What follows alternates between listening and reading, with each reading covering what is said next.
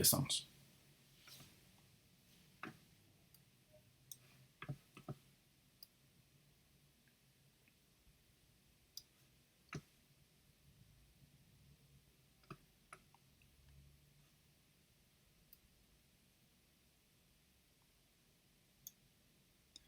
Muy bien.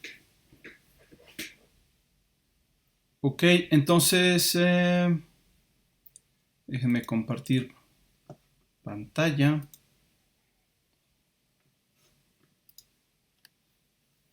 Bien, pues vamos a comenzar. Como les había comentado, la clase de hoy quiero ver la siguiente práctica, que es líneas de retardo, y es la última práctica que vamos a ver de la sección intermedia. Quedarían otras dos, que es básicamente análisis de frecuencia. Básicamente es implementar la transformada rápida de Fourier para hacer un análisis de frecuencia de alguna señal. Y después viene la práctica de estimación de frecuencia, que se basa en la práctica anterior de análisis de frecuencia. Pero bueno, por cuestiones de tiempo y tratando de no hacer más denso el contenido del curso de lo que ya es, voy a, en este caso, retirar las prácticas de análisis y bueno, concentrarnos en la parte de síntesis, ¿no? Porque ya no, no tenemos mucho tiempo. Entonces, bueno, vamos a empezar a platicar de lo que vamos a hacer hoy, ¿sí? La práctica se llama líneas de retardo. Y el nombre de líneas de retardo se refiere más bien a la implementación, la manera de implementar lo que queremos hacer. ¿Qué es lo que queremos hacer? Queremos implementar un sistema de retardo, eso es todo.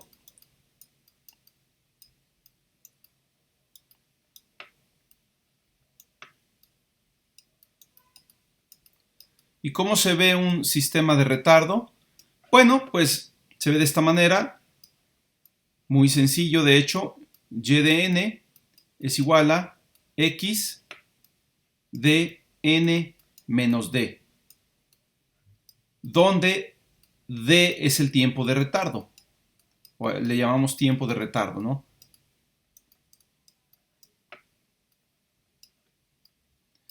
Y en este caso el tiempo de retardo está dado en muestras.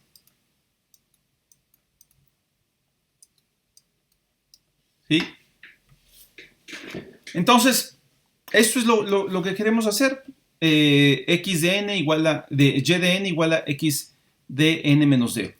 Entonces, parece muy simple, parece un sistema que no hace gran cosa. De hecho, si lo tomamos así nada más, es lo que se llama, recuerden que mencionamos que todo sistema de procesamiento, todo sistema que transforme una señal en otra, básicamente es un filtro, ¿sí? Entonces, esto es un cierto tipo de filtro, pero ¿qué tipo de filtro es? ¿Sí? Pues, bueno, podemos ver qué tipo de filtro es si vemos cuál es la función de transferencia del filtro, ¿sí? Para calcular la función de transferencia no hay más que calcular la transformada z en ambos lados, ¿sí? La transformada z de esta señal, por ejemplo, sería o bueno, más bien la función de transferencia, vamos a llamarle h de z, sería z a la menos d. ¿Sí? Bueno, esto se origina de que nosotros calcularíamos la transformada z de y y la transformada z de x. Por ejemplo, la transformada z de y es yz, sería la transformada z del lado izquierdo de esta ecuación, y la transformada z del lado derecho pues sería obviamente la transformada z de x con un corrimiento. Entonces la transformada z de una señal con un corrimiento es la transformada z de la señal original multiplicada por z a la menos d. Y h de z es y de z entre x de z. Entonces, pasando la x de z dividiendo, obtenemos justamente esto que es la función de transferencia. ¿Sí? Si tomamos nosotros la magnitud de la función de transferencia, la magnitud de h de z,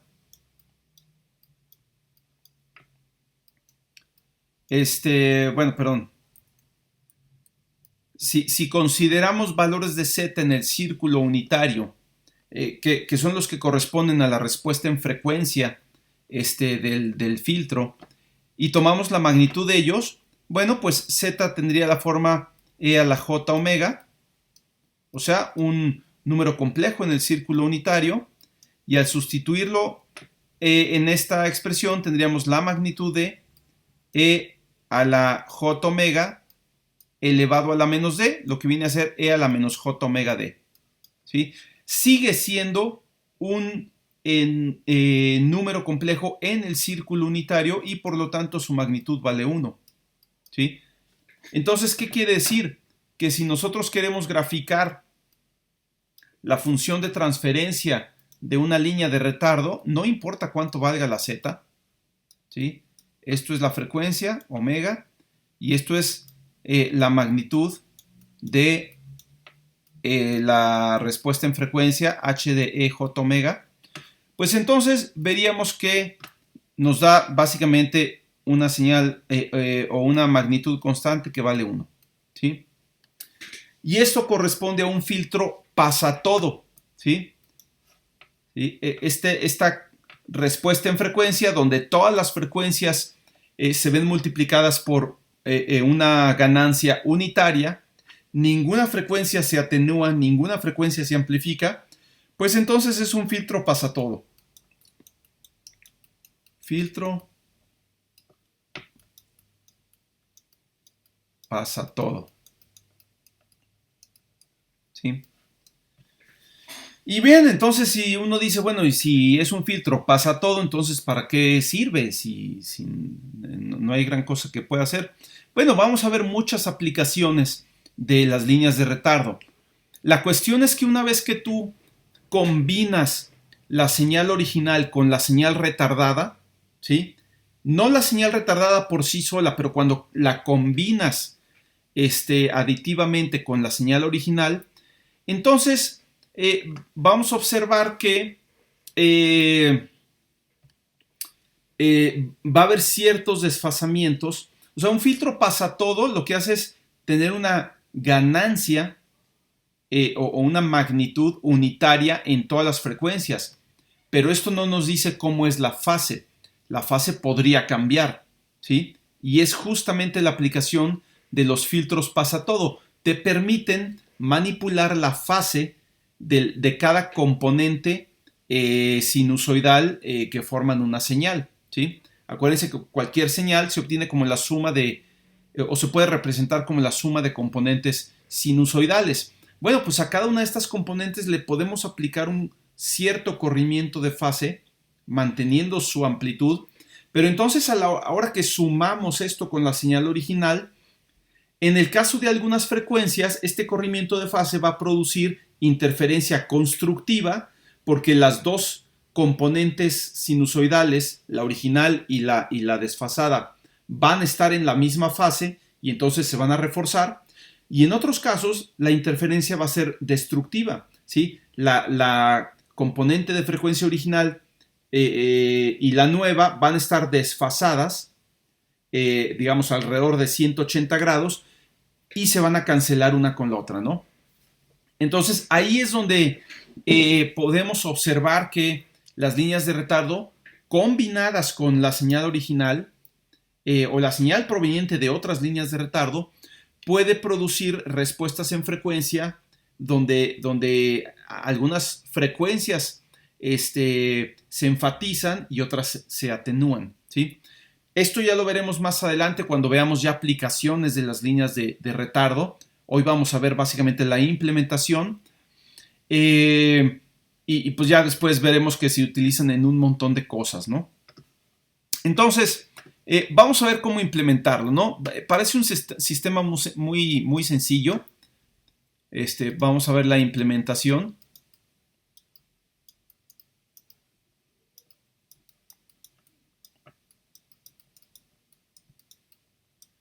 De una línea de retardo simple. Ahorita vamos a pensar en lo más simple. Luego la vamos a ir complicando para hacer diversas cosas, ¿no? Entonces, ¿qué es lo que queremos? Queremos hacer algo de esta forma. Y de n igual a x de n menos d. ¿Sí? Parece bastante simple. Vamos a pensar en un caso particular de esto, donde d valga 1. ¿Sí? ¿Cómo quedaría con d igual a 1? Bueno, pues vamos a ponerlo. Y de n es igual a x de n menos 1. ¿Sí? ¿Y cómo implementaríamos esto ya en el programa, digamos, dentro del ciclo de la función calculateBuffer? ¿Sí? ¿Cómo haríamos el ciclo? Bueno, no podemos poner, bueno, tendríamos, por ejemplo, out, que es la salida al tiempo n, igual a in al tiempo n menos 1. ¿Sí? Ya habíamos hablado de esto cuando implementamos filtros que requerían recursividad, o sea, tomar una salida anterior para retroalimentarla. No podemos poner esto, porque esto vamos a tener varios problemas. Primero, cuando n vale 0, aquí voy a tener menos 1 y no puedo utilizar menos 1 como subíndice en un arreglo porque eso va a tronar. O sea, el programa no va a funcionar ahí. ¿Sí? Entonces, no puedo hacerlo directamente. El otro problema es que esto está metido, esto se procesa por bloques, ¿sí? Y digamos que cada bloque tiene 1000 muestras o 512, lo que sea, ¿no? Entonces, la n recorre el bloque, ¿sí? Entonces, en un bloque n va de 0 a 511, por decirlo así, ¿sí? Y para el siguiente bloque, n vuelve a empezar desde 0. Mientras que yo voy a necesitar aquí la muestra n-1 que corresponde a la última muestra del bloque anterior, ¿sí? A la cual ya no tengo acceso a través de este arreglo in. Entonces, ¿qué habíamos hecho anteriormente? Y qué es lo mismo que podríamos hacer ahorita, ¿no? Bueno, lo que hacíamos era siempre conservar la muestra anterior. O sea, tener algo así como yn igual a x anterior,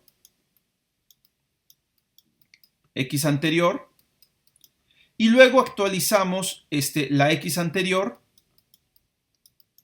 con el valor de la x actual. Esta actualización se hace para la siguiente vuelta del ciclo.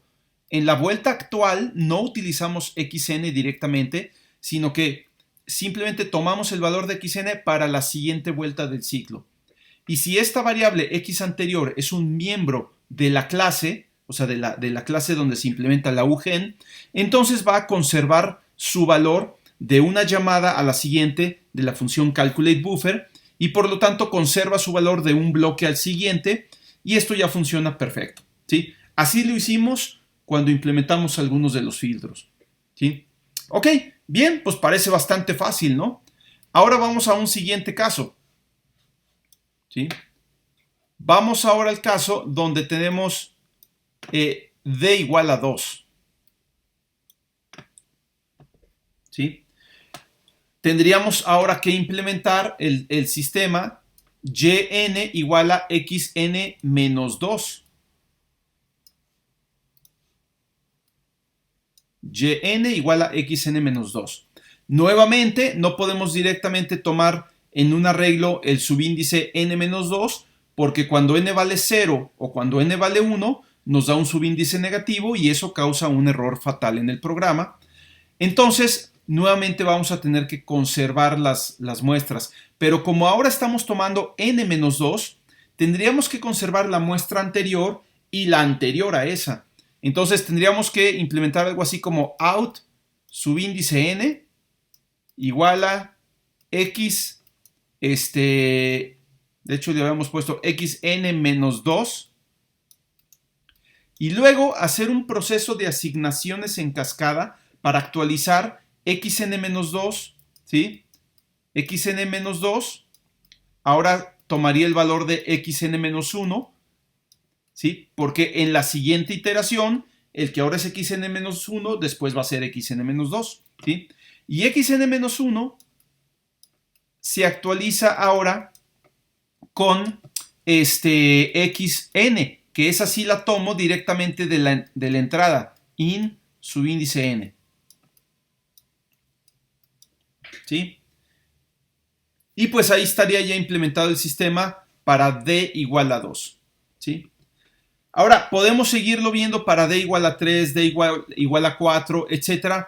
El problema de las líneas de retardo o del sistema de retardo es que d es un parámetro. Es un parámetro, o sea, el tiempo de retardo es un parámetro del sistema que yo voy a querer variar de la manera que yo quiera, ¿sí? Mientras que aquí esta implementación está alambrada y solo jala para d igual a 2, nada más para d igual a 2.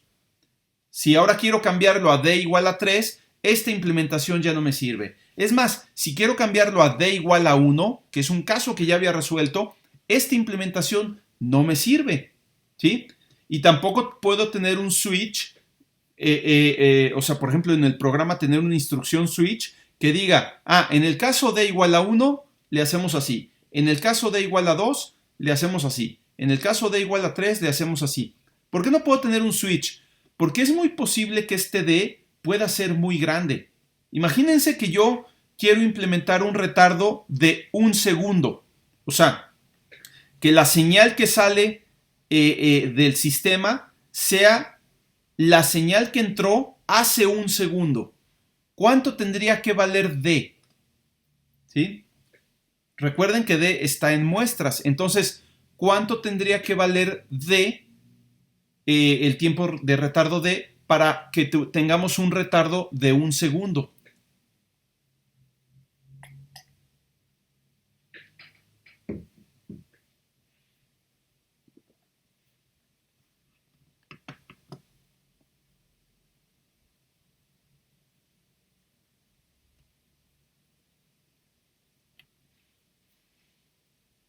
¿Alguien?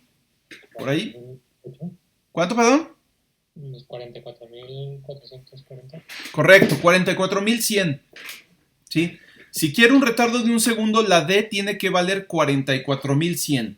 Entonces, imagínense implementar esa cosa. Out n igual a xn menos 44.100. xn menos 44.100 igual a xn menos 44.099. xn 44.099 igual a xn menos 44.098. Y así nos vamos. Pues es completamente impráctico, ¿no? O sea, no puede funcionar esto así. Entonces, ¿qué vamos a hacer? Pues esta forma de implementarlo,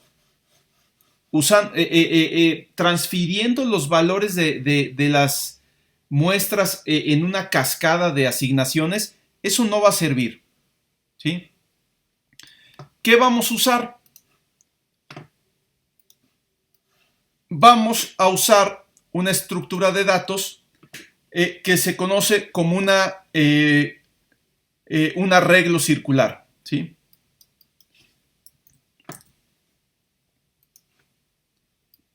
Entonces, arreglo circular.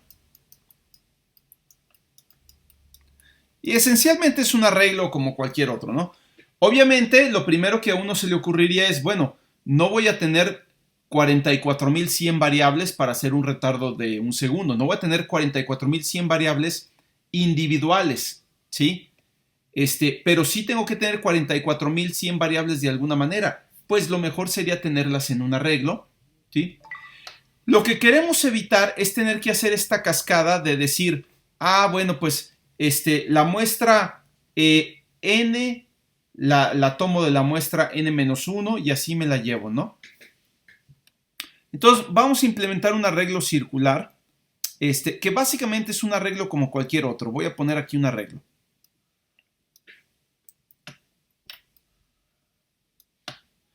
tiene un tamaño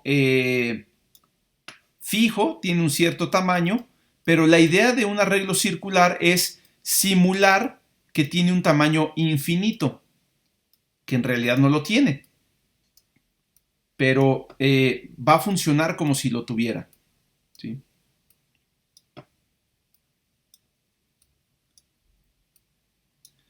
Entonces, la idea es que en este arreglo circular yo voy a estar escribiendo las muestras de entrada. Vamos a suponer que tenemos una señal xn. Vamos a poner aquí xn. Y aquí vamos a poner la salida yn.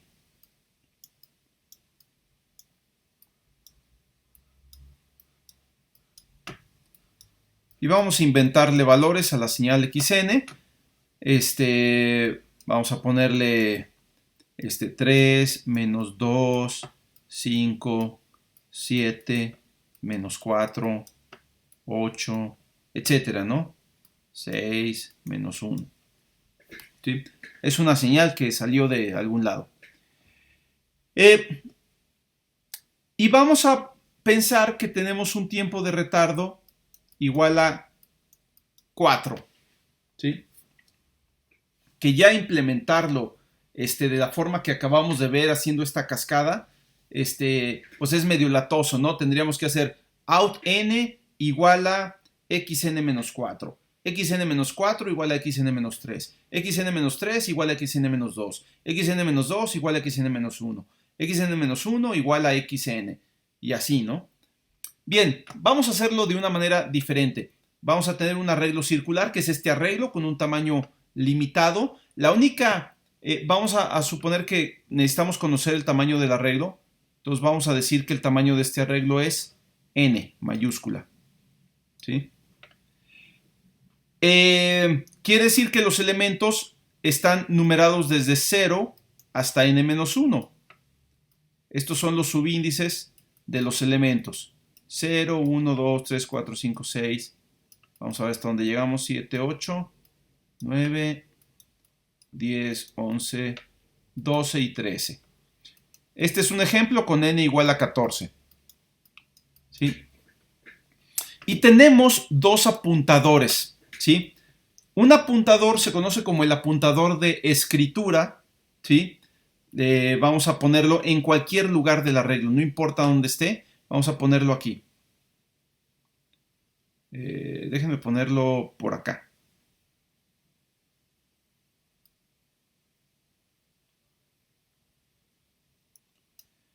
Le voy a llamar E al apuntador de escritura. Le pongo con una E mayúscula. ¿Sí? Y en este vamos a estar escribiendo las muestras de la señal de entrada que nos van llegando, una muestra a la vez, ¿sí? Entonces, esta señal de entrada, pues va llegando así. Primero nos llega un 3, pues apuntamos el 3 en la posición de donde esté el apuntador de escritura. El apuntador de escritura es un simple subíndice, un número entero que sirve como subíndice dentro de este arreglo circular. ¿Sí? Bien, y una vez que llenamos una posición del arreglo, avanzamos el apuntador de escritura a la siguiente posición. Entonces, recibimos un dato de la señal de entrada, avanzamos el apuntador de escritura a la siguiente posición, ¿sí? Y continuamos con el ciclo que procesa la señal de entrada, ¿sí? ¿Qué haríamos después? Pues nos llega la siguiente muestra de la señal de entrada, que ahora es menos 2, apuntamos el menos 2, o sea, lo asignamos al elemento subíndice E del arreglo circular y avanzamos el apuntador, ¿sí? Y eso quiere decir incrementamos la E, ¿sí? ¿Sí? Nuevamente, perdón, este era un menos 2. Tomamos el siguiente elemento de la señal de entrada, que ahora es un 5, lo anotamos en el buffer circular y avanzamos el apuntador de escritura incrementándolo de uno en uno, y así nos la llevamos, ¿no? Siguiente elemento sería 7, pues lo anotamos aquí. Y bien, y avanzamos el apuntador de escritura.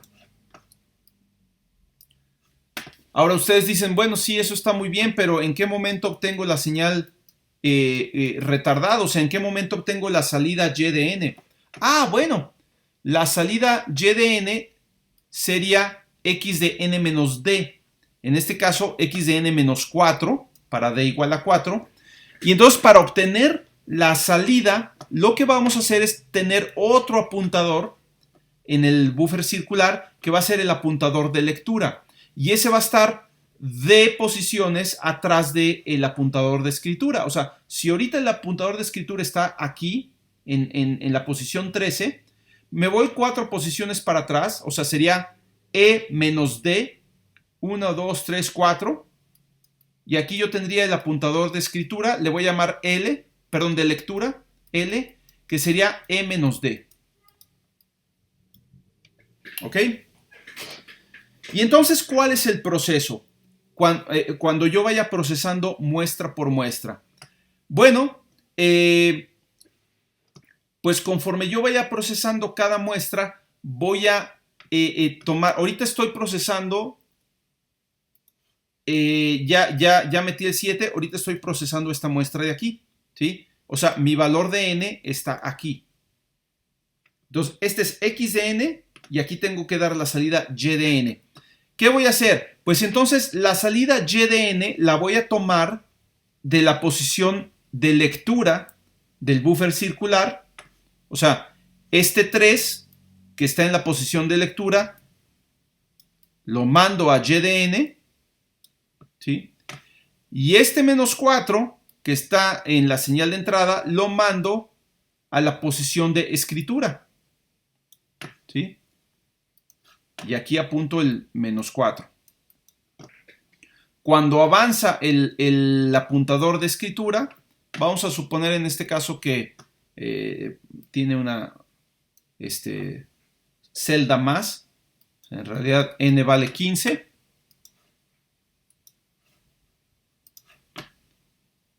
Vamos a poner que tiene 15 elementos el buffer circular. Y entonces aquí ya terminé de procesar una muestra. O sea, obtuve la señal de salida. La señal de entrada la guardé en el buffer, ¿sí? Voy a incrementar la n. Ahora n está aquí, en esta posición. Y entonces, ¿qué voy a hacer? Bueno, primero saco la señal de salida, que como incrementé E, también tengo que incrementar L. L va en relación a E, ¿sí? Entonces, ahora la L apunta, déjenme seleccionar una goma chiquita. Ahora la L, el apuntador de lectura, hace referencia a este elemento. Entonces, de aquí voy a leer el contenido del buffer y dar eso como señal de salida, que sería menos 2. Y luego voy a tomar lo que está en la señal de entrada, en la posición n, y guardarlo en el buffer, que sería 8. ¿Sí? Bueno, aquí me faltó incrementar. Y así me la llevo. ¿Qué va a pasar? ¿Qué va a pasar cuando se me acabe el arreglo? O sea, yo aquí tenía mi apuntador de escritura, ¿sí? Y ahora lo tengo que incrementar. Y entonces ahora va a quedar aquí. Ya se me salió del arreglo, ¿sí? ¿Qué creen que debo hacer aquí?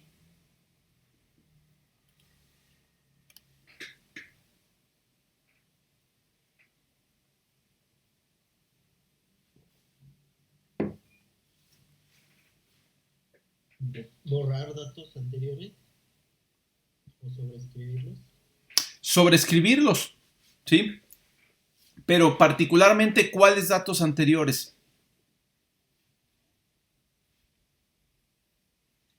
Ya donde estuvo guardada una muestra anterior. ¿El 8? No, más atrás ya, como quien dice, D igual a menos 8. D igual a -8. Ya en vez de 4 posiciones, regresar 8 posiciones. Ok, ¿hay algo más fácil que eso? Pues simplemente me regreso a la posición 0. ¿Sí? Una vez que se me acaba el arreglo, o sea, digamos que me salgo por la derecha, pues vuelvo a empezar desde la izquierda. ¿Sí? ¿Por qué desde la izquierda? Pues para estar lo más alejado que pueda del apuntador de lectura. ¿Sí? O sea, yo tengo todas estas muestras disponibles para rellenarlas antes de que alcance al apuntador de lectura. ¿Sí? Entonces me vengo lo más atrás posible. Pero además eso es lo más fácil de hacer, porque en vez de pensar si me voy a la, o sea, estoy en la posición, aquí sería la 15, ¿no? Aunque ya está fuera de los límites del arreglo. En vez de pensar si agarro 15 menos 8, o si 15 menos 10, o si me voy a la posición 4, o a la 2, o a la que sea, pues me voy directamente a la posición 0, ¿sí? O sea, una vez que el apuntador sale por acá, entra por acá. Esto equivale, esto equivale a que nosotros tuviéramos imagínense que tomamos esta tirita, lo que es el arreglo circular, la recortamos, ¿sí? Literalmente la recortamos y unimos este extremo, ¿sí? Este extremo grueso de aquí, lo unimos con este extremo grueso de acá, ¿sí? Pues nos quedaría una cosa que sería más o menos así.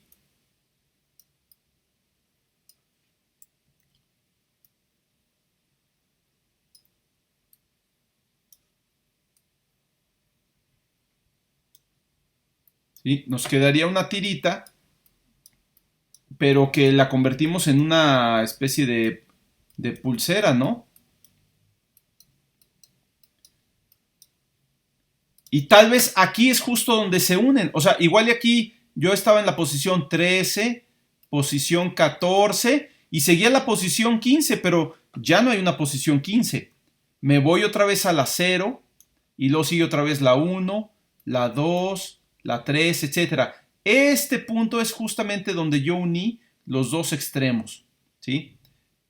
Y por eso es que esto se llama un arreglo circular o un buffer circular, ¿sí?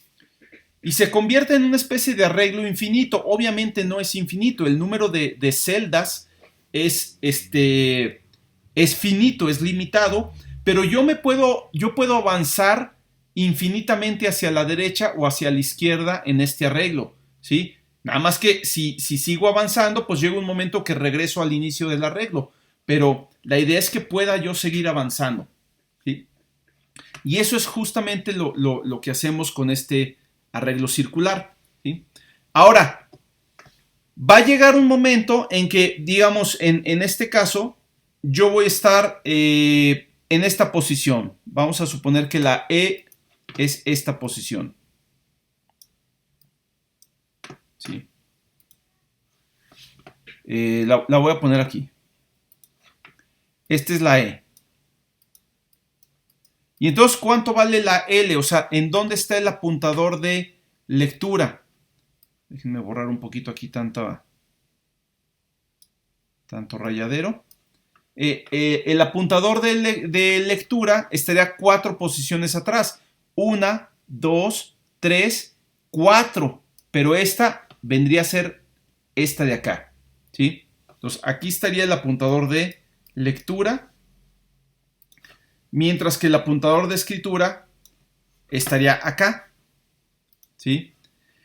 Cuando yo termine de procesar esta muestra e incremente el apuntador de escritura, entonces el apuntador de escritura se incrementa pasando de 3 a 4 en este caso, y el apuntador de lectura también se incrementa, ¿sí? De 14 a 15, pero 15 me regresa a 0, ¿sí? Entonces, también el apuntador de lectura tengo que tratarlo como si al salirse por este lado, por el lado derecho, regresara por el lado izquierdo, para que siempre esté 4 muestras atrás del apuntador de escritura. En este caso, para D igual a 4. ¿Sí? Entonces, es muy fácil manejar estos apuntadores de esta manera.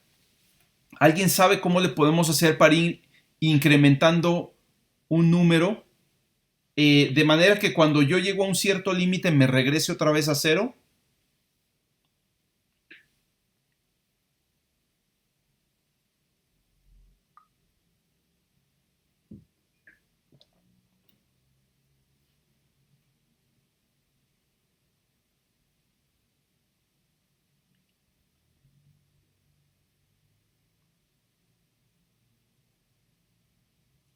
¿A alguien se le ocurre cómo podemos hacerle?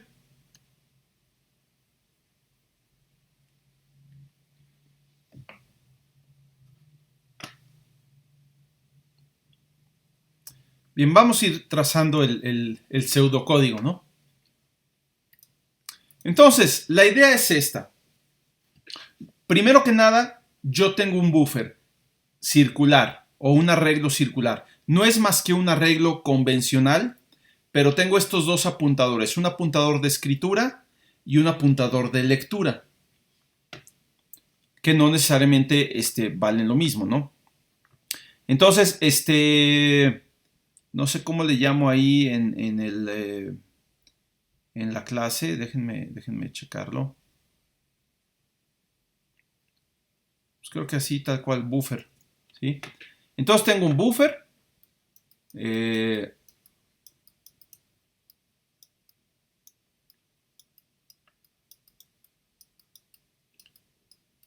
no voy a ver ahorita cómo inicializarlos, eso lo vemos de rato. Y tengo dos apuntadores, por supuesto, enteros. Int, ¿cómo se llama? Índice de escritura. Le voy a llamar aquí, porque me da mucha flojera, escritura, int, lectura, ¿sí? Y está el tiempo de retardo, pero el tiempo de retardo básicamente pues es la diferencia entre el índice de escritura y el índice de lectura, ¿sí? Entonces, la idea de cómo implementar esto es la siguiente, ¿sí? Yo tengo el ciclo del que procesa las muestras. Vamos a ponerle aquí int y igual a 0 y menor que buffer size. Buffer size se refiere al tamaño del buffer del sistema de audio, no de este buffer. Este es otro buffer, ¿sí? Y lo que vamos a hacer aquí es, dijimos, primero vamos a tomar la muestra de salida de la posición de lectura, ¿sí?, en este buffer. Eso es muy fácil. Out subíndice i va a ser igual a lo que hay en este buffer subíndice la posición de lectura, L. Y luego vamos a guardar la muestra que me llega de entrada en la posición de escritura del buffer. O sea, esto sería buffer subíndice o sea, en la posición de escritura voy a escribir, ¿sí?, lo que me llega de la señal de entrada, in subíndice i. ¿Sí? Con eso ya obtuve la señal de salida y almacené la señal de entrada para recuperarla después en algún momento, ¿sí? No quiero ahorita este valor de la señal de entrada, pero lo voy a querer después, cuando transcurra el tiempo de retardo. Y luego tengo que incrementar los dos subíndices, el de escritura y el de lectura, ¿sí? Entonces, incrementarlos, pues es tan simple como e igual a e más 1 y L igual a L más 1. El problema es que no nada más los quiero incrementar, sino quiero tener este efecto, por decirlo así, de que cuando yo me paso del tamaño del buffer, ¿sí?, quiero regresar acá. Por supuesto, una manera de hacerlo es poner una condicional O sea, la manera, digamos, ingenua, no quiere decir mala, sino sin conocer una mejor manera, es así, ¿no? Si E es mayor o igual que el tamaño de este buffer, que sería buffer.length, ¿sí? La longitud del arreglo, entonces puedo hacer E igual a 0. E igual a 0. ¿Sí? Y algo similar para la L. If L mayor o igual que buffer.length, entonces E igual a 0. ¿Sí? Eso lo puedo hacer, pero no es muy conveniente. Recuerden que hemos hablado de tratar de evitar tener condicionales dentro del ciclo crítico del procesamiento. ¿Sí? Entonces hay una mejor forma de hacerlo y es simplemente esta.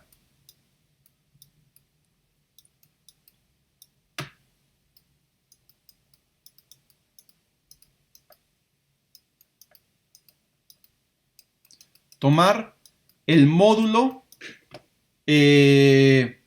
con respecto al tamaño del buffer, ¿sí? Incremento módulo n se llama, ¿no? En este caso módulo buffer.length.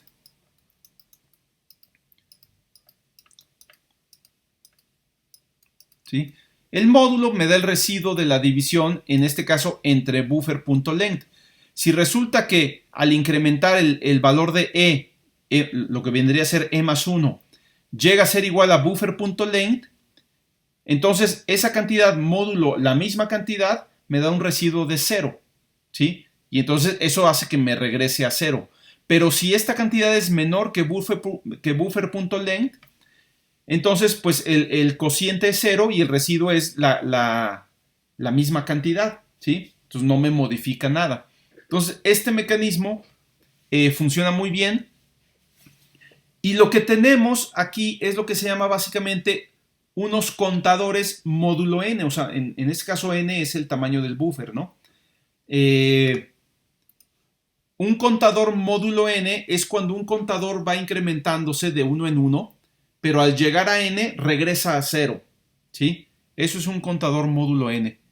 Entonces, aquí los dos, tanto E como L, son contadores módulo n. ¿Sí? Esta expresión que tenemos acá funciona bien cuando solamente estamos contando hacia adelante, ¿sí? Cuando queremos contar hacia atrás, hay que tener cuidado porque la operación de módulo respeta el signo. Es decir, el módulo es el residuo, ¿no? Entonces, si tenemos, por ejemplo, menos 13 módulo 5, ¿sí? Pues estoy haciendo la división de menos 13 entre 5 y queriéndome quedar con el residuo. El problema es que el cociente de menos 13 entre 5 es menos 2, ¿sí? O sea, ¿cuántas veces cabe el 5 en menos 13? Pues cabe 2 veces, menos 2 veces más bien.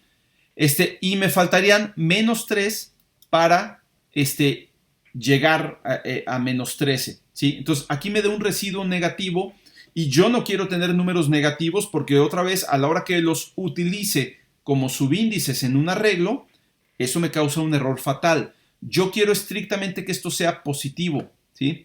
En realidad, la operación de módulo que a mí me gustaría tener aquí debería ser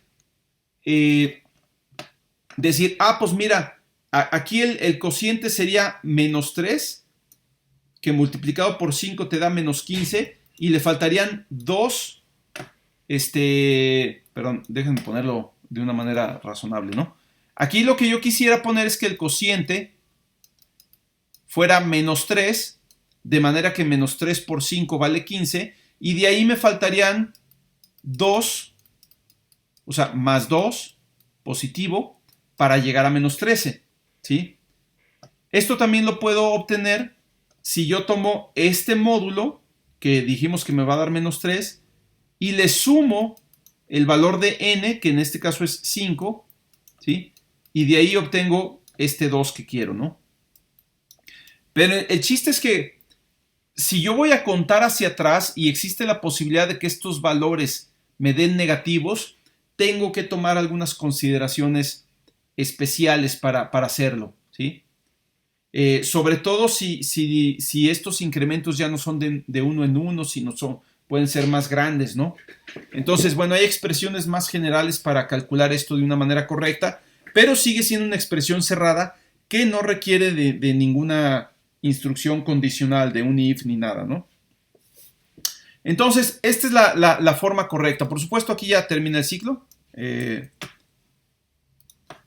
Y este sería el pseudocódigo para implementar la línea de retardo en su versión más simple. ¿A qué me refiero con versión más simple? Pues es una versión en donde el tiempo de retardo no cambia de manera variable durante este ciclo. Aquí en este ciclo el tiempo de retardo se mantiene constante porque la distancia entre E y L, acuérdense que el tiempo de retardo es la distancia entre D y L. Habíamos dicho que L es igual a E menos D. O sea, el apuntador de lectura está de posiciones antes que el apuntador de escritura, pero esto también quiere decir que D, ¿sí?, es igual a E menos L. ¿Sí? Paso el D para un lado, la L para el otro y me queda así. Entonces, en este caso, la E y L se están incrementando simultáneamente de uno en uno, ¿sí? Entonces, siempre van a estar a la misma distancia. Esto quiere decir que el valor de D, el tiempo de retardo, va a ser constante, ¿sí? Si yo quiero modular el tiempo de retardo, es decir, producir cambios instantáneos en el tiempo de retardo de una muestra a la siguiente, voy a tener que cambiar esto. O sea, no se van a poder incrementar de uno en uno ambos, ¿no? No de manera simultánea. En realidad, la E se va a seguir incrementando de uno en uno y la que va a cambiar va a ser la L. Ya no se va a incrementar de la misma forma. Y eso es lo que me va a producir modulaciones en el tiempo de retardo, pero también me puede llegar a producir cosas raras con esta operación de módulo, ¿no? Esa es una consideración que hay que tener. La otra consideración es que va a haber ocasiones en las que yo quiera que el tiempo de retardo no sea entero, ¿sí? O sea, ¿qué tal si yo quiero un retardo de 38.27 muestras? ¿Por qué? Pues porque no sé, así lo necesito para la aplicación que yo quiero y necesito que sea súper exacto, ¿sí? No quiero que sea 38 muestras, no quiero que sean 39 muestras, quiero que sean 38.27, ¿sí? Parece que eso no tiene mucho sentido porque tú dices, a ver, pues es que si tengo la señal X, ¿sí?, pues me llega la muestra 0, la muestra 1, la muestra 2, la muestra 3, etcétera, ¿no? Y si estoy en la muestra n, puedo agarrar la muestra n-1, n-2, n-3, n-4, pero no puedo agarrar la muestra n-3.48, ¿no? O sea, tendría aquí la n, digamos, aquí donde está el 8, ¿no? n-1 es menos 4, n-2 es 7, n-3 es 5, ¿sí? O sea, la xn-3 es 5, la xn-4 es menos 2, pero ¿qué es eso de la xn-3.58? Eso no existe. No está definida, pero la podemos estimar mediante interpolación, ¿sí? O sea, si nosotros sabemos que la señal x va más o menos así, digamos que en x igual a 0 tengo 1, 2, 3, a ver si tengo espacio para hacerlo, ¿sí? Entonces, en x 0, ¿verdad? ¿Qué hice? En x0 tengo 3, ¿sí? En x1 tengo menos 2. x2 vale 5. Vamos a poner que el 5 está por acá, ¿no? Y luego vale 7, más arriba, ¿no?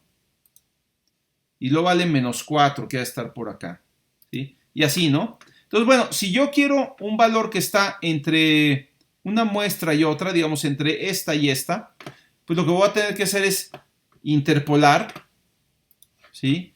Simular que aquí hay una línea, curva, recta, no sé, de algún tipo, ¿sí? Para de ahí yo poder calcular cualquier valor intermedio, ¿no? O estimarlo.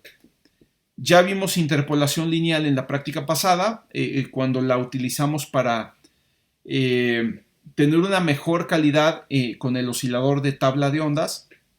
Lo mismo va a ocurrir aquí, ¿no? Si queremos tener tiempos de retardo fraccionarios, o sea, no enteros, y una precisión en lo que yo estoy calculando, vamos a tener que interpolar, ¿sí? Entonces, bueno, de eso trata la práctica. Déjenme, me voy a pasar a la práctica rápidamente. Aquí viene el procedimiento. Primero pues, es una introducción muy breve sobre lo que queremos hacer. Básicamente la idea es implementar esto, un sistema de retardo de la forma y de n igual a x de n menos d, ¿sí? Y bueno, obviamente d tiene que ser mayor o igual que 0 para ser un sistema causal, si no sería anticausal y no lo podemos implementar en tiempo real, ¿sí? Entonces, bueno, vemos que es un sistema pasa todo o un filtro pasa todo. Luego ya viene el procedimiento, aquí viene la idea, ¿sí? Vamos a tener un índice de escritura y el índice de lectura va a estar dado como el índice de escritura menos el tiempo de retardo d, ¿sí? Ahora, pensando que este índice de escritura, por ejemplo, esté en los primeros posiciones del arreglo, o sea, que valga 0, 1 o algo así, un valor pequeño, y que este d sea mayor que eso, es posible que esto nos dé un número negativo, ¿sí? O sea, vamos, de hecho, cuando empezamos, el índice de escritura, cuando se empieza el procesamiento, el índice de escritura vale 0, ¿sí? Empieza siempre en la primera posición del arreglo y pues vamos a tener aquí 0 menos d, muy seguramente eso me va a dar un número negativo. No puedo usar directamente eso como índice de lectura, entonces vamos a aplicar esta operación que decíamos acá de si tenemos un índice negativo, ¿sí? Le sumamos el tamaño del buffer de retardo, ¿sí? Y luego ya aplicamos el módulo, ¿sí? Aquí primero aplicamos el módulo y luego sumamos el tamaño. Funciona mejor si lo hacemos al revés también, ¿no? Entonces, aquí ya calculamos el índice de lectura que estaría de posiciones atrás del índice de escritura. Y cuando cuando digo que de posiciones atrás, me refiero pensando en un buffer circular. Si el índice de escritura está en la posición 0, pues una posición atrás viene a ser la última del buffer y de ahí, pues las que sigan, ¿no? Entonces, bueno, una vez que ya tenemos el índice de lectura, que básicamente lo calculamos a partir del tiempo de retardo que nosotros queremos tener, pues ya el proceso que hacemos en la función calculateBuffer es el que mencionamos. Obtenemos la muestra de entrada, ¿sí? Que sería in subíndice i, por ejemplo, y la guardamos en el buffer en la posición de escritura. Luego calculamos la salida tomando la muestra del buffer en la posición de lectura, ¿sí? Y luego incrementamos ambos índices, el de escritura y el de lectura, los incrementamos de 1 en 1, pero módulo n, ¿sí? Donde n es el tamaño del buffer, y con esto implementamos la línea de retardo simple. Lo demás que viene aquí en el código, pues son métodos auxiliares, digamos, para inicializar la línea de retardo, para definir el tiempo y todo eso. Vamos a echarle un ojo a la clase rápidamente. La clase se llama retardo simple. Es una clase heredada de Eugen. Tenemos un buffer ahí, es un arreglo, es miembro de la clase que lo vamos a tener que inicializar con un cierto tamaño máximo, ¿sí? Y tenemos el índice de lectura, perdón, de escritura y el índice de lectura, ¿sí? Esta implementación, retardo simple, no es tan simple, ¿sí? Y está pensada para poderla extender y hacer una línea de retardo más sofisticada. Y es por eso que el índice de lectura es de tipo float y no de tipo int. Ya estamos previendo desde aquí que el tiempo de retardo podría ser no entero, ¿sí? El índice de escritura siempre va a ser entero porque esa es la posición del arreglo donde vamos a escribir un dato, esa tiene que ser entera. Pero el índice de lectura, si tenemos un tiempo de retardo fraccional o no entero, pues el índice de lectura tampoco va a ser entero, ¿sí? Entonces, por eso permitimos que sea de tipo float, ¿sí? En el constructor lleva el audio context, que llevan todas las UGen, y aquí vamos a definir el tiempo máximo de la línea de retardo, o sea, cuál va a ser el retardo, el tiempo máximo de retardo que puedo tener, ¿sí? Esto simplemente es para definir el tamaño del buffer. El tamaño del buffer tiene un tamaño finito, pero debe ser suficientemente grande para todos los tiempos de retardo que yo quiero utilizar en una cierta aplicación. En este caso, estos tiempos están dados en milisegundos, no en muestras. Entonces, calculo el tamaño del buffer convirtiendo este tiempo de milisegundos a muestras. Lo divido entre 1000 para convertirlo primero a segundos y luego lo multiplico por la frecuencia de muestreo para convertirlo a muestras. De ahí tomo el techo, ¿sí? Para asegurarme de que caben todas. Y ese es el tamaño del buffer. Y luego simplemente voy a crear el buffer. Buffer igual a new float tamaño. Y con eso yo ya sé que puedo tener hasta estos tiempos de retardo que yo le pase en el constructor. Ahora, a la hora de crear o de llamar al constructor de la clase base, de la clase UGen, estoy diciendo que, que esta UGen va a tener dos entradas y una salida.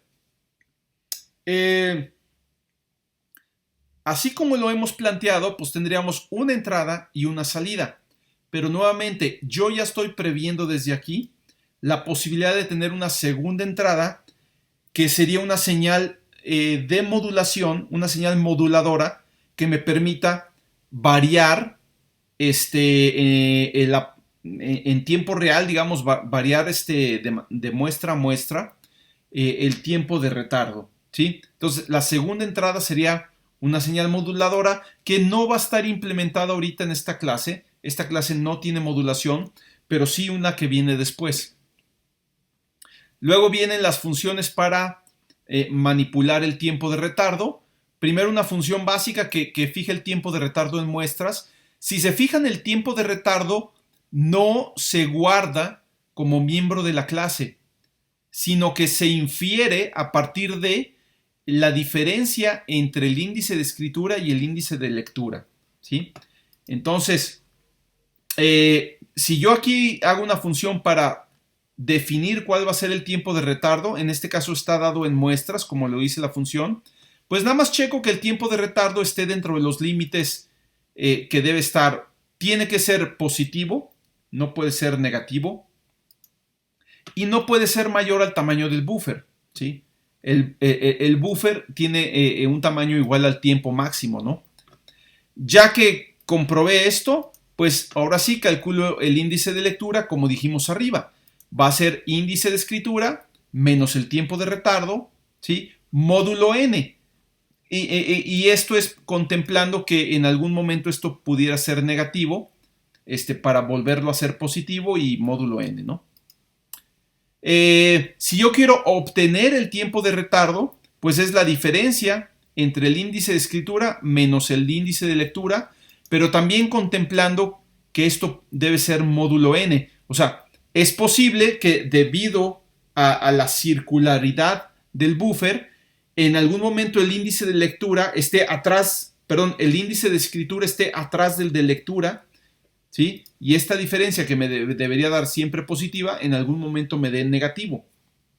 Bueno, no pasa nada. Nuevamente le aplico el módulo n para que esto siempre sea un residuo positivo o no negativo, y de ahí obtengo el tiempo de retardo en muestras, ¿no? Nuevamente esta función devuelve float, pensando en que el tiempo de retardo pueda ser flotante.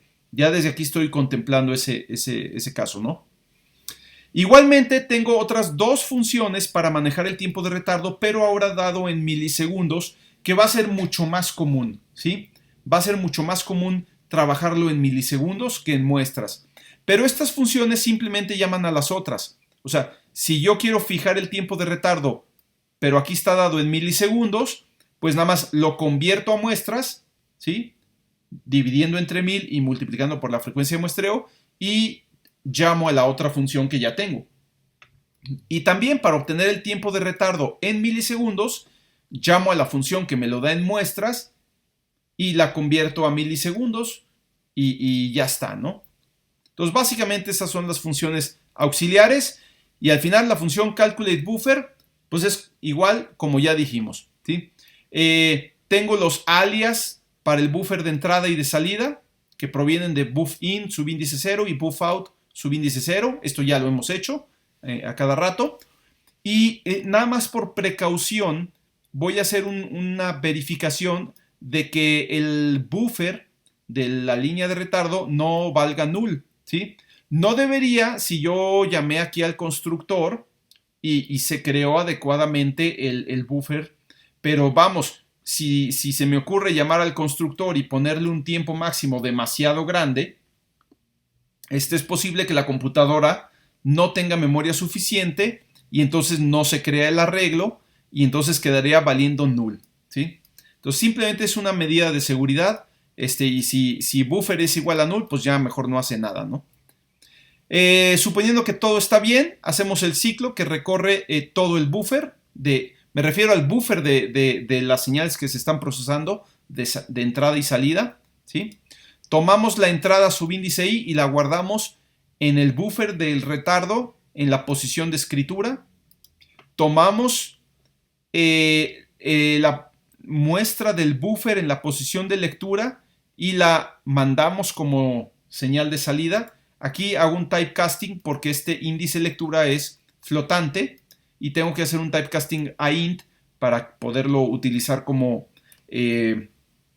subíndice de un arreglo, ¿no? Y luego actualizamos ambos índices de escritura y lectura incrementándolos módulo n, o sea, módulo buffer.length, ¿no? Que ya es como la tercera vez que repetimos esto, ¿no? Entonces, ese es el procedimiento, ¿sí? Vamos a ver cómo funciona, ¿no?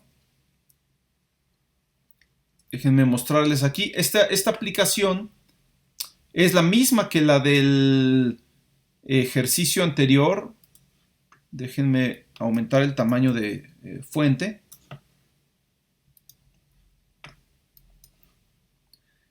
Y vamos a ver qué arquitectura tenemos aquí, ¿no? Me voy a la función setup. Bueno, tenemos un oscilador, un VCA, que es un amplificador que simplemente me ayuda a controlar la amplitud del oscilador. O sea, el oscilador va a pasar por el amplificador, ¿sí? Y la salida del amplificador la voy a pasar por un retardo, ¿sí?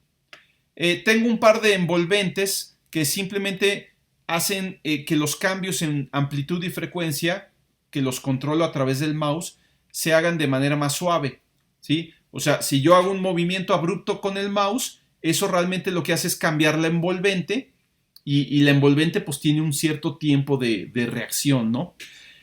Y la frecuencia del oscilador más bien está siendo modulada por este envolvente y la ganancia del amplificador está siendo modulada por esta otra envolvente, ¿sí? Más que darlos yo directamente, ¿no? Entonces, bueno, la arquitectura es muy simple, ¿no? Tengo un oscilador, es el oscilador que hicimos la clase pasada, es un oscilador de tabla de ondas. Paso el oscilador por el VCA, o sea, por el amplificador, ¿sí? El amplificador pasa por la línea de retardo y al final, a la salida de audio, yo voy a tener la salida del VCA y la salida del retardo sumadas. O sea, voy a escuchar tanto la señal original como la señal retardada, ¿sí? Entonces, vamos a poner ahorita un tiempo de retardo largo para que sea muy notorio cuál es la señal original y cuál es la señal retardada, ¿sí? Entonces, vamos a ejecutar esto. Este tiempo está en milisegundos, entonces puse un retardo de 1 segundo, ¿sí? Déjenme hacer aquí un zoom en la aplicación. ¿Sí?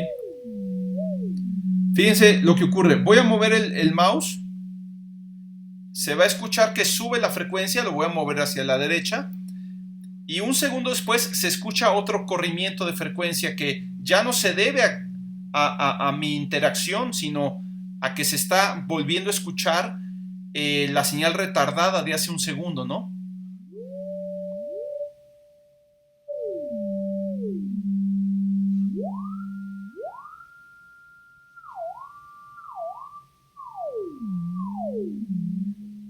Entonces se genera una especie de eco debido a que estoy escuchando la señal original y una versión retardada con 1 segundo de retardo de la señal.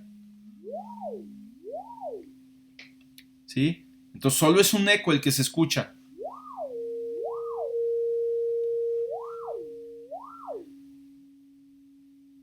¿Sí? Entonces yo en realidad estoy escuchando aquí 2 señales. Esencialmente son la misma, pero pues desplazadas o con un retardo en el tiempo, ¿no? También el retardo se escucha cuando yo produzco cambios en la forma de onda.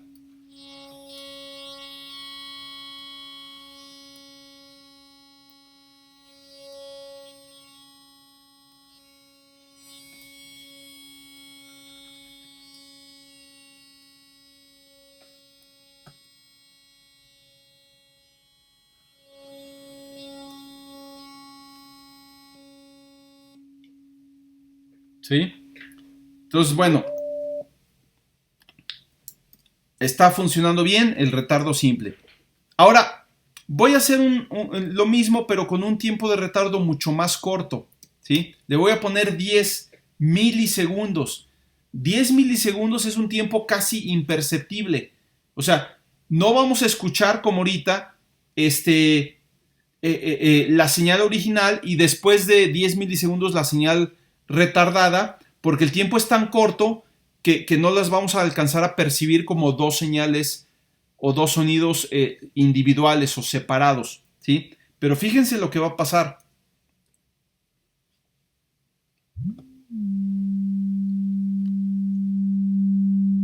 Voy a ir moviendo la frecuencia del oscilador poco a poco y quiero que se fijen y que me digan qué es lo que está pasando.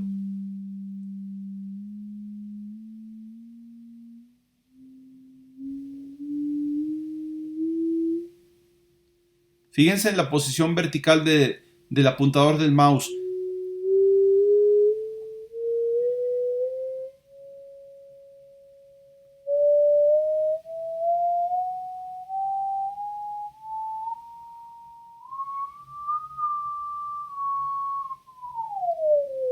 ¿Sí?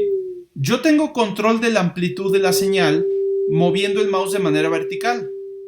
¿Sí? Es este amplificador que pusimos, que está controlado por un envolvente, que a su vez está controlada por la posición vertical del mouse. Pero yo ahorita estoy moviendo el mouse de manera horizontal, no lo muevo de manera vertical. ¿Y qué pasa ahí?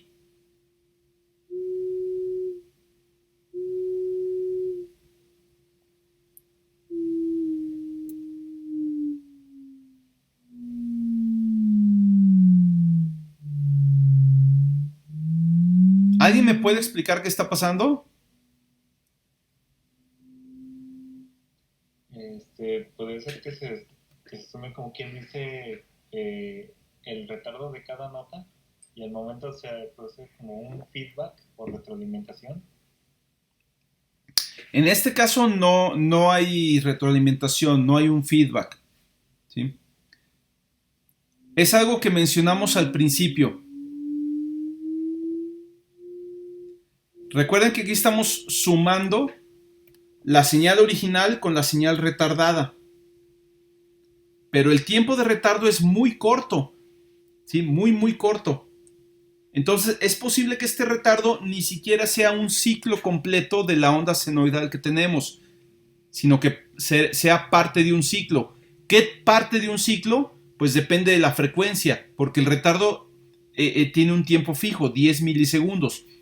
Pero dependiendo de la frecuencia de la señal, puede ser que estos 10 milisegundos sea, no sé, un cuarto de ciclo, o medio ciclo, o ciclo y medio, no sé.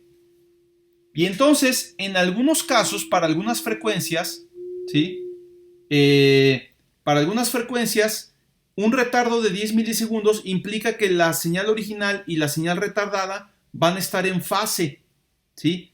O sea, las crestas se van a alinear con crestas y los valles se van a alinear con valles, y entonces esto va a reforzar, es una interferencia constructiva donde se va a reforzar la señal, ¿sí? Pero para otras frecuencias resulta que 10 milisegundos corresponde a un retardo, no sé, de medio ciclo, ¿no? Y entonces las crestas se alinean con los valles con las crestas, ¿sí? Y entonces ahí se cancelan, ¿sí? Y la amplitud se va hasta abajo, ¿sí? Esto es lo que está ocurriendo, ¿sí? Para algunas frecuencias, la señal original y la retardada están en fase y por lo tanto se refuerza la amplitud. Para otras frecuencias, la señal original y la retardada están en fases invertidas y hay interferencia destructiva y se cancelan, ¿sí? Entonces, aquí se ve claramente que aunque un retardo por sí solo es un sistema o es un filtro pasa todo, a la hora que tú combinas un retardo con la señal original, o sea, la señal retardada con la señal original y las sumas, eso ya no es un sistema pasa todo. Claramente hay unas frecuencias que las amplifica y otras que las atenúa. Pero esto ya no tiene una forma, o sea, la respuesta en frecuencia ya no tiene la forma de un pasabajas, por ejemplo, o de un pasaltas. No es de que las frecuencias bajas las amplifica y las frecuencias altas las atenúa. No, es unas sí y otras no, ¿sí? Aquí, por ejemplo, estas frecuencias, bien. Aquí estas las empieza a atenuar. Aquí atenúa. Y luego otra vez amplifica. Y luego otra vez atenúa, ¿sí? Y luego otra vez amplifica. Y luego otra vez atenúa. Y así se va, ¿sí? En realidad, las frecuencias donde hay amplificación y las frecuencias donde hay atenuación están equiespaciadas, pero como aquí en este pianito las frecuencias siguen una escala exponencial, entonces no se ve que estos picos y valles estén equiespaciados, ¿no? Se empiezan a juntar más conforme la frecuencia es más alta, ¿no? Aquí ya la distancia entre que si se atenúa o que si se amplifica ya es mucho más pegaditas, ¿no? Pero el efecto es el mismo. Unas frecuencias están en fase, se refuerzan, otras están en fase inversa, se atenúan, ¿sí? Y bueno, este efecto de de las líneas de retardo, o sea, este efecto de que al combinar un retardo, una línea retardada con la señal original, hay frecuencias que se enfatizan y otras frecuencias que se atenúan, se puede utilizar de manera intencional para crear distinto tipo de efectos, ¿sí? Esos los vemos más adelante, ¿no? Entonces, bueno, básicamente esta es la idea básica de las líneas de retardo. Ahora, en la práctica vamos todavía más allá, ¿sí? Primero, bueno, aquí se ve una aplicación de cómo implementar filtros FIR a través de líneas de retardo de una manera más eficiente. Ahí lo pueden ver después.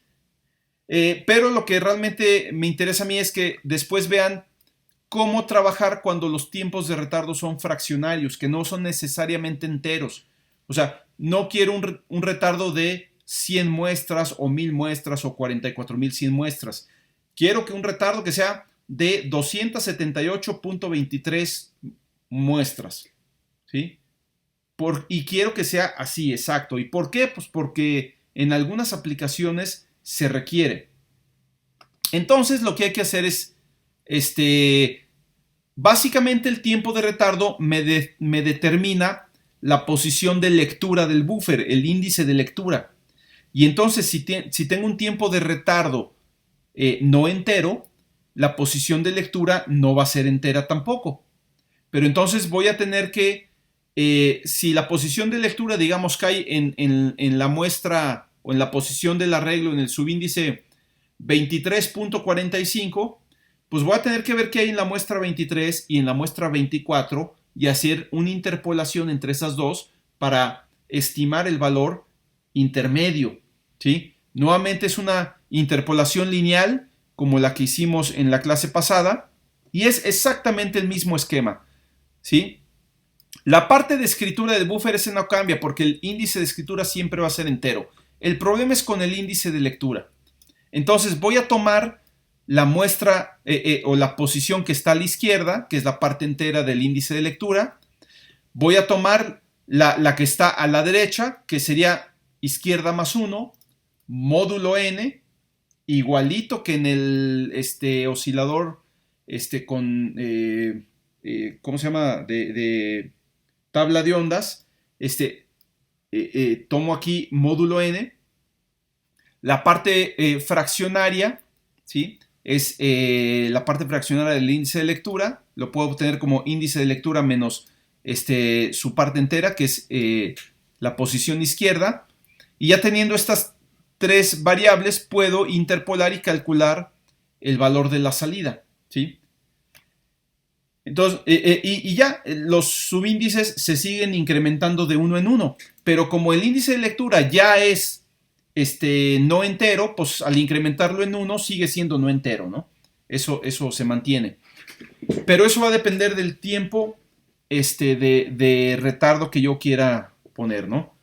Entonces, bueno, es muy fácil implementar una línea de retardo con un tiempo de retardo no entero, pero donde se pone más interesante es cuando tenemos una línea de retardo donde uno puede modular el tiempo de retardo, ¿sí? A esto le llamamos una línea de retardo continuamente variable, porque el tiempo de retardo está variando continuamente. O sea, si antes yo tenía la posición digamos, de escritura y la posición de lectura, y las dos iban avanzando a la par, pues ahora, mientras la de escritura va avanzando, puede ser que la de lectura vaya acercándose o alejándose de la posición de escritura, ¿sí? Porque el tiempo de retardo va cambiando. ¿Qué va a pasar con esto? Pues va a pasar lo mismo que si tú vas en un vehículo con una velocidad constante y de repente pasa otro vehículo con una velocidad distinta a la tuya, ¿sí? O con una velocidad que va cambiando, ¿sí? ¿Qué ocurre? Ocurre un efecto Doppler, ¿sí? Y entonces esto produce distintos tipos de efectos que pueden ir desde producir un cambio en las frecuencias. Acuérdense que el efecto Doppler, como cuando pasa una ambulancia, lo que produce es un cambio en las frecuencias, ¿sí? Básicamente vienen las ondas con una cierta frecuencia. Las ondas acústicas pues son ondas de presión que son ¿cómo se llama? Son longitudinales, ¿no? O sea, son a lo largo de la dirección de la onda y no transversales. Entonces, básicamente es como si empujaras y hicieras algo para adelante y para atrás, ¿no? Entonces, imagínate que tú estás así en la fila del súper, ¿no? Y te mueves tantito para adelante y tantito para atrás, das un paso para adelante y otro para atrás. Pero de repente hay otros objetos, otras personas que llevan una cierta velocidad, ¿sí? Y entonces, conforme tú estás oscilando hacia adelante y hacia atrás, una persona que está atrás de ti y se empieza a acercar, ¿sí?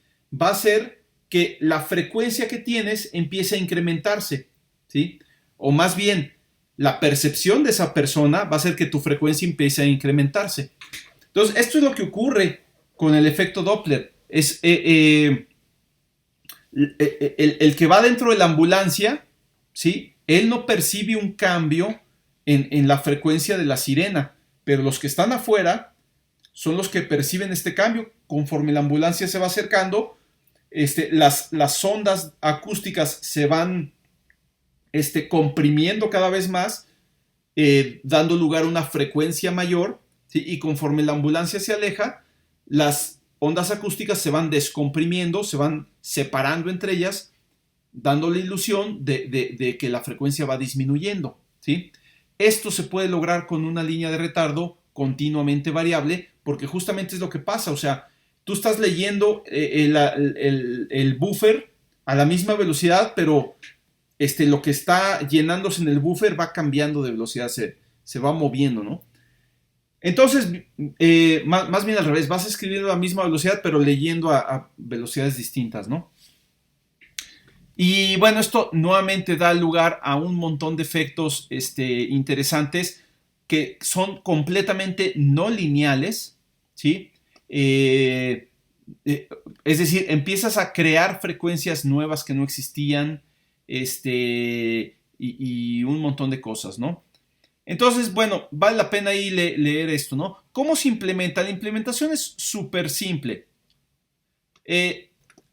Tenemos la misma implementación que acá, ¿sí? Pero la única diferencia es que el índice de lectura no lo vamos a ir incrementando de uno en uno.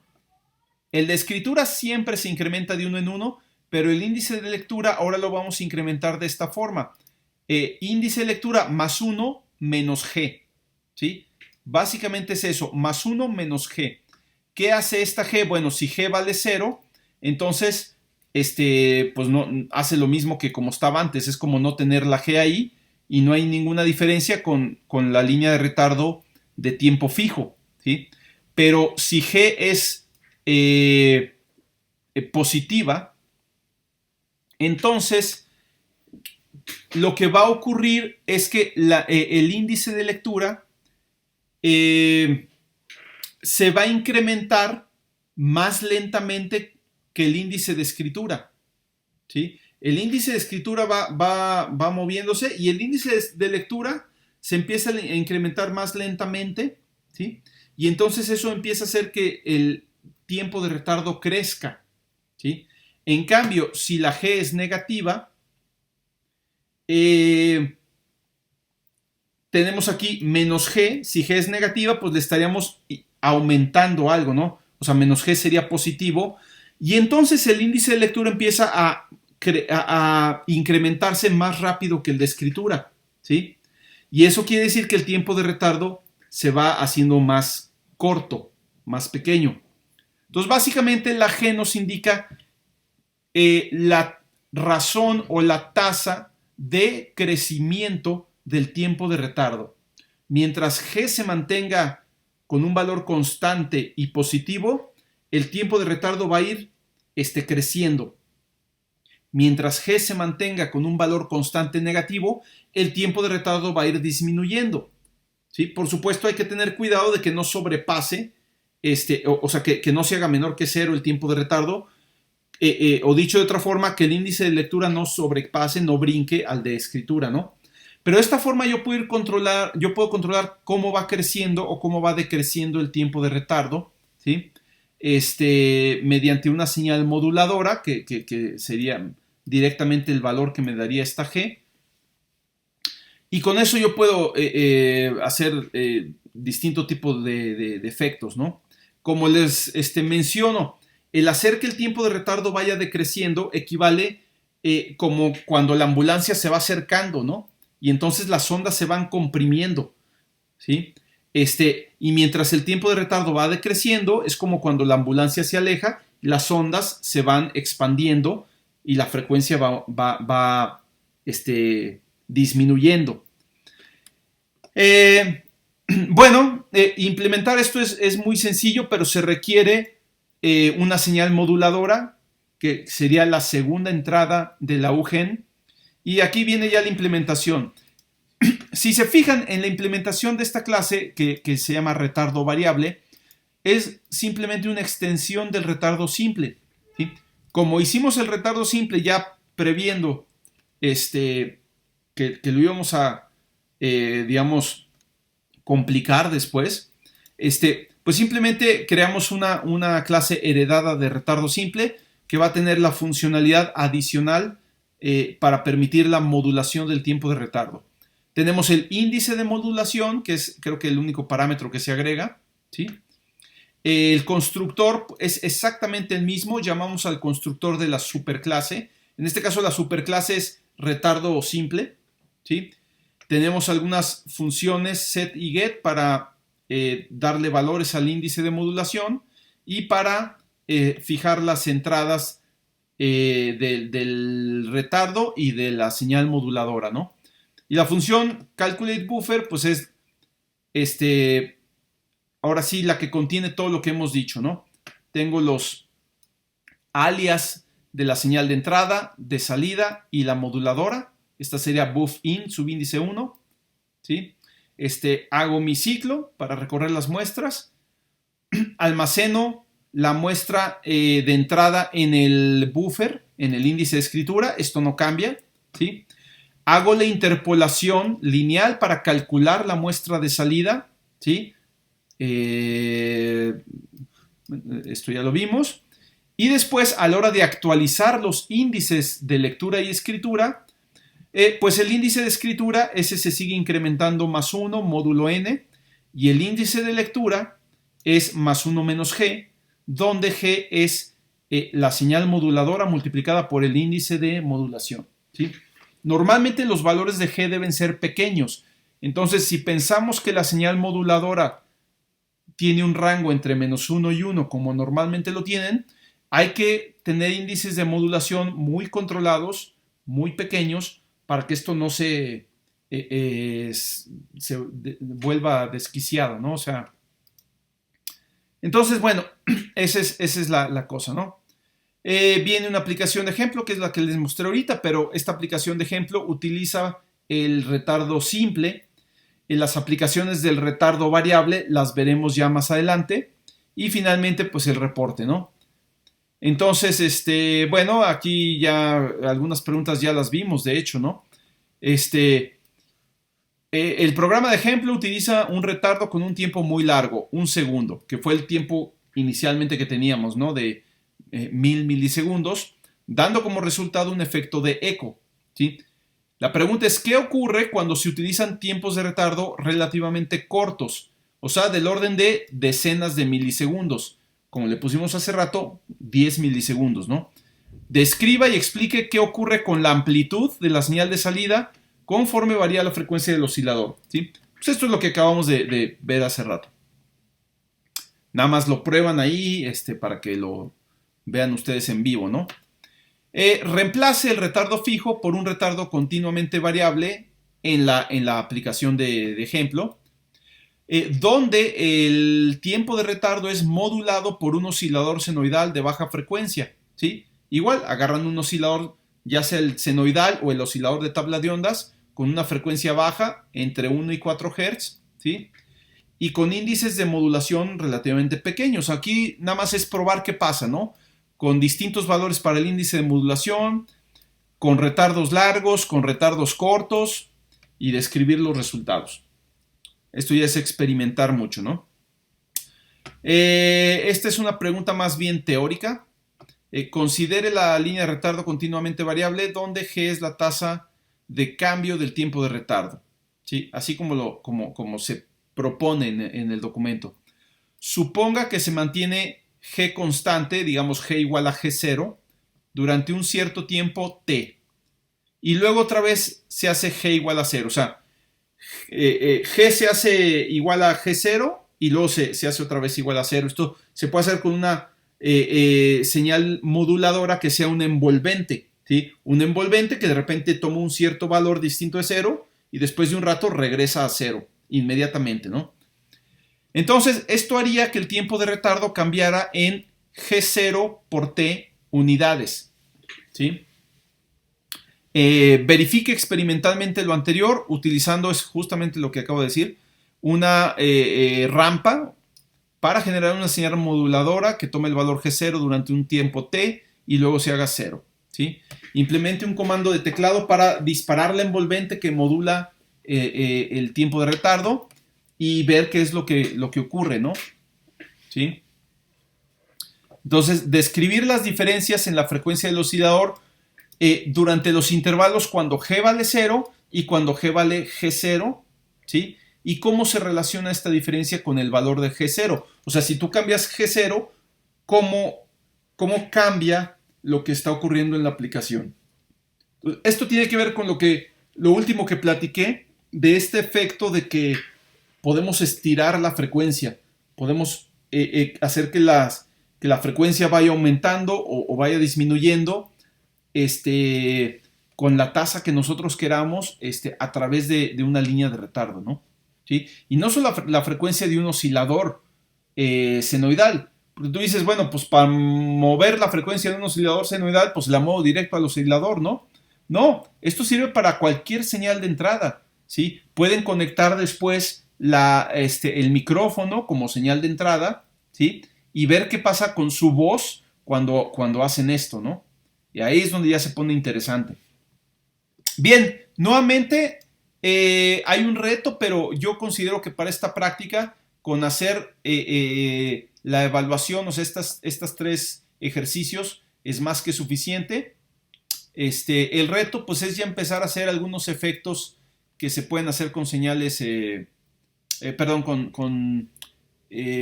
¿cómo se llaman? Líneas de retardo, ¿sí? Que uno es vibrato, o sea, un vibrato es producir cambios cíclicos en la frecuencia, vibraciones en la frecuencia precisamente. Y bueno, si quieren ver cómo hacerlo, pues es el reto, pero no sería nuevamente parte de la práctica, una parte que se evaluaría, ¿no?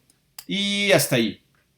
Entonces, con esto terminamos las prácticas de nivel intermedio, las 2 que siguen, análisis de Fourier y estimación de frecuencia, no las vamos a ver. Creo que por aquí está, si es estimación de frecuencia o es nada más Fourier. Ah, no, sí es esta. Están interesantes, digo, si las quieren ver está bien, pero la verdad no nos da mucho tiempo. Y más bien me gustaría que la próxima clase, que es el día 30, cualquier duda que tengan, repasemos, veamos dudas de las prácticas anteriores, las que están por entregarse, todas las dudas que haya por ahí, ¿no? Luego ya siguen las prácticas de nivel avanzado. Sí me gustaría que en clase viéramos una que otra, ya después de resolver todas las dudas que tengan, pero sí vamos a ver algunas prácticas de nivel avanzado, donde sobre todo se conjuntan muchas de las cosas que hemos visto para hacer sistemas más complejos y más interesantes, ¿no? Entonces, en particular, las prácticas de nivel avanzado comienzan con algunas técnicas clásicas de síntesis aditiva, modulación de frecuencia, esta sería interesante verla, síntesis sustractiva, pero creo que la verdad hasta aquí no se hacen nuevas UGEN, o sea, no se ven nuevos bloques de procesamiento realmente, sino que se toman los bloques que ya tenemos y se combinan para hacer diversas cosas.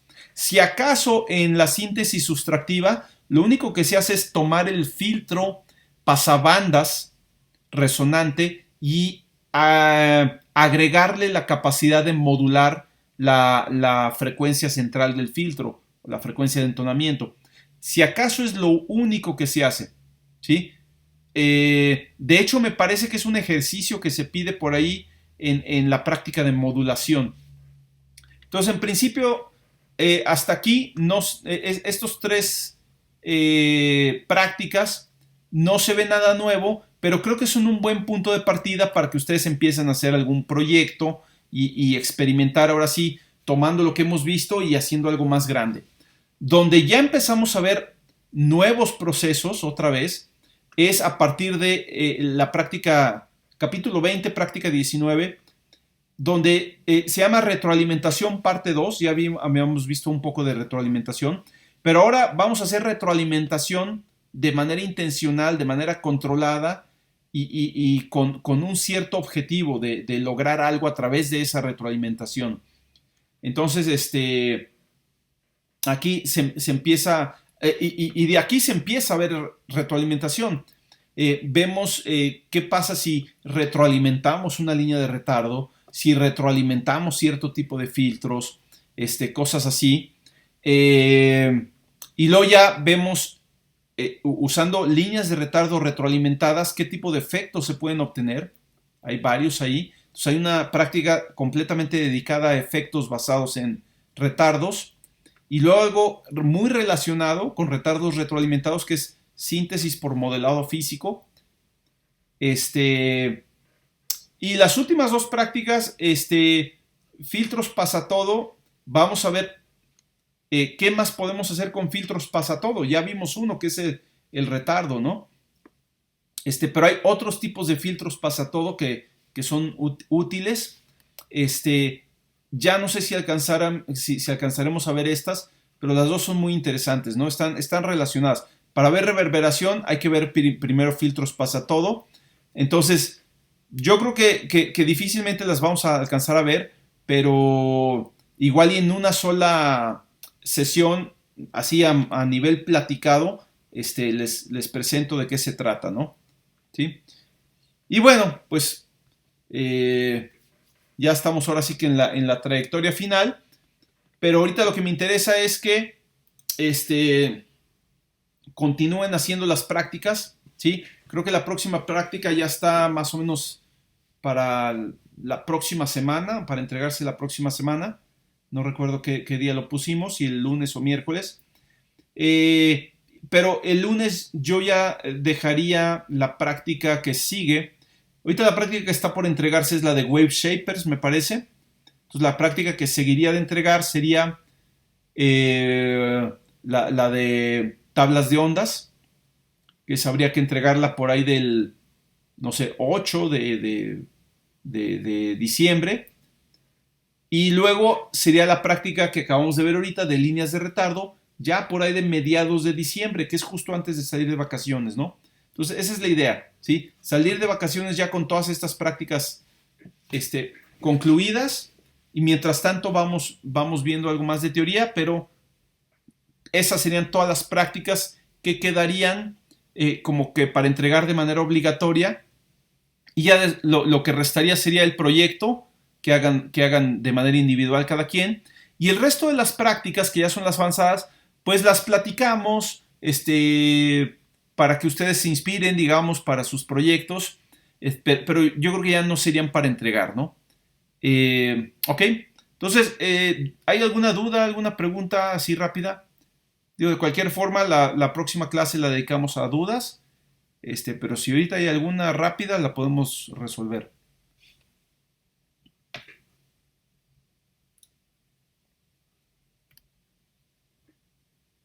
Yo tengo una duda, doctor, pero no es ahorita no es de las prácticas, de la práctica que vimos.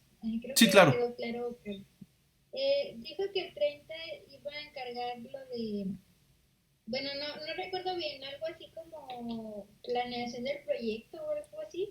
Sí, ese día Ese día lo iba a encargar, perdón. Ese día lo encargo, no es para entregar el 30, más bien el día 30 les encargo una propuesta del proyecto que quisieran hacer. Yo sé que ahorita está difícil, no se las voy a encargar de un día para otro, pero para que sepan qué va a haber que entregar, en qué fecha y qué formato debe tener, va a ser una propuesta, no sé, de 1 o 2 cuartillas, algo muy corto. Y mientras tanto, vamos viendo algunas de las prácticas avanzadas para que ustedes se den ideas pues, de qué les gustaría hacer, ¿no? Como proyecto. Entonces, posiblemente la propuesta sería para que me la entregaran, no sé, 2 semanas después, también pensando a a mediados de mes, ¿sí?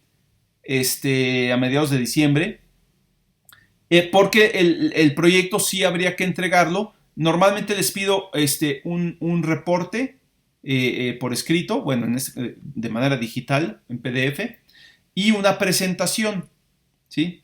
Entonces, ya yo les diría todos los detalles de cómo debe ser el reporte y todo eso. Pero ahorita les encargaría nada más la propuesta, posiblemente por ahí del lunes, que es 14, ¿no? Creo que es el 14, el lunes. Que es el lunes de la última semana que tenemos antes de vacaciones, ¿sí? Yo espero que ya para ese día o para entonces, pues ya hayamos visto algunas posibles aplicaciones y que ustedes hayan leído un poco, que ya tengan una idea más clara de qué se puede hacer, como para definir o pensar en un proyecto en particular. Ahora, les repito, la entrega del proyecto tiene dos partes, el reporte y la presentación.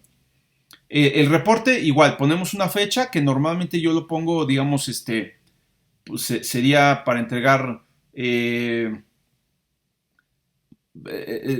por ahí de la segunda semana de enero, que es cuando ya estamos casi que en ordinarios, ¿sí? En el caso de ustedes que son de posgrado, pues realmente el curso se va a terminar un poco antes, porque lo quiero terminar a la par que con licenciatura. No le veo caso a extenderlo una o 2 semanas, una semana más, ¿no?